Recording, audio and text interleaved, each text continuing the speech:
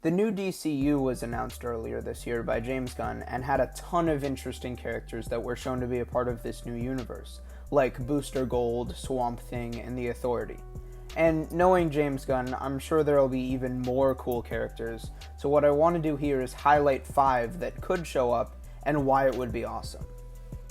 Number 1, Boston Brand, aka Deadman. Deadman is the ghost of a circus performer who is tasked with tracking down his killer. I definitely think he'll show up at some point because he's just one of those weird characters with a lot of potential.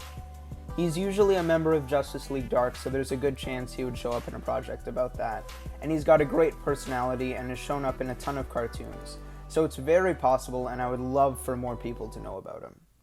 Number 2, Oliver Queen, aka Green Arrow, and Dinah Lance, aka Black Canary. I grouped these two together because they're partners, but they could totally still hold up their own projects. I chose them because I think they provide for interesting stories to tell, and they both have very interesting backstories and characteristics that I'd love to see more of. I know James Gunn has shown interest in Green Arrow, and I have no doubt that Black Canary would show up in a Green Arrow project or in another project altogether.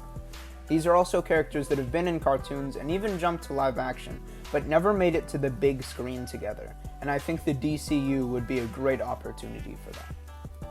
Number 3, Victor Freeze, aka Mr. Freeze. Mr. Freeze is one of my favorite Batman villains, and that is in full thanks to Heart of Ice from Batman the Animated Series. I've heard people really want to see him in the Batman 2, which would be pretty great, but I'd love to see him in the Brave and the Bold or a Brave and the Bold sequel, because I think he almost always provides for interesting stories.